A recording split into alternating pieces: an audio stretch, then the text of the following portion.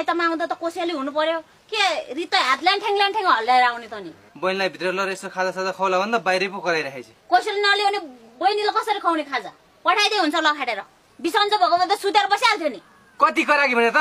क्याउ क्याउ क्याउ कराएर बसेछ जा खाजा बना दिन्छु झापड अनि रित हात लिन्ठिङ लिने आएको छ अहिले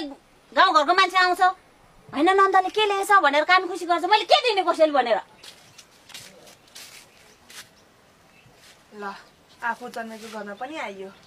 धेरै वर्षपछि तीज मनाउन आइयो यसपालिको तीज त धेरै रमाइलो हुन्छ होला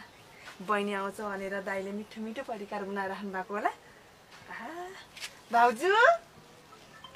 दाइ को हो भाउजू नमस्ते नानी पो रहेछ नमस्ते भाउजू सन्चै हुनुहुन्छ सन्चै छु अनि के छ त नानीको ठिकै छ अनि के हो हात त रितै छ त भाउजू पनि आफू जन्मेको घरमा आउन पनि कसरी लिएर आउनुपर्छ र आफू जन्मेको घर भनेर भयो त यहाँबाट त बिदाई गरेर पठाइसके हो त नि भाउजू तपाईँ त मेरो आमा सराई हुनुहुन्छ होइन र आमा सर त हो नि घरको व्यवहार त धान्नुलाई तर तपाईँ त परै घरको हो नि त माइतमा आउँदा त कोसेली हुनु पर्यो के रित हात ल्यान्ठ्याङ ल्यान्ठ्याङ हल्लाएर आउने त नि अनि के भने कि यसले बल्ल बल्ल वर्ष दिनको नमस्ते वर्ष दिनको तीजमा आएको बहिनीलाई कराइराखेछ चाडबाडमा आउँदा त एउटा कोसेली बोक्नेर आउनु पर्दैन समाजले पनि के भन्ला समाजले जेसै भन्छ आफ्नो माइत आउँदा कोसेली लिएर आउनुपर्छ बहिनीलाई भित्र लगेर यसो खाजा साजा खुवाला भन्दा बाहिरै पो कराइरहेछ कोसेली नल्याउने बहिनीले कसरी खुवाउने खाजा पठाइदिए हुन्छ लखेटेर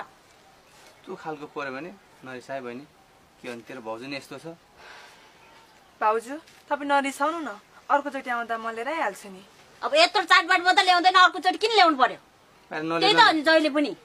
किन ल्याइरहनु पर्यो माइती आउँदा कोसेली माइत आउँदा नल्यायो भने कहिले ल्याउने त नि दुई साग खुवाउनु सक्दैन कस्तो खालको हो यो त तेरो भाउजू त के भन्नु अब नल्याउनु ल्याइहाल्ने साट्नु मिल्ने भयो नि साट्नु हुन्थ्यो दुई छाक त जोगीलाई पनि खुवाउँछ नि जोगीलाई खुवाउनु सक्ने आफ्नो बहिनीलाई खुवाउनु सक्दैन दुई साग खुवाउनु त्यत्रो दाइजो दिएर पठाएको चाहिँ के का दाइजो भयो दाइ भयो भाउजूलाई नकराउनु छोडिदिनुहोस् अनि दाइ सन्चै हुनुहुन्छ सन्चै त छ नि ऊ देखेन अगाडि बिसन्चो भएको त सुतेर बसिहाल्थ्यो नि कति कराकी भने त क्याउ क्याउ क्याउ कराएर बसेछ जा खाजा बना जाँदिन आफ्नो बहिनीलाई आफै बनाएर खुवाउने मैले बनाएर खुवाउनु तँलाई के गर्नु ल्याएको त नि दिन्छु झापड अनि रित्त हात लिन्ठिङ लिने आएको छ अहिले गाउँघरको मान्छे आउँछ होइन नन्दले के ल्याएछ भनेर कान खुसी गर्छ मैले के दिने कोसेली भनेर त्यही के ल्याएछ नि त लिएर गइहाल बहिनीलाई भित्र जा जाँदिन फर्काएर पठाए हुन्छ आफ्नो बहिनीलाई हेर्न अहिले फेरि ठुल्ठुलो गरेर करा अहिले दिन्छु झापड अनि ल त हेर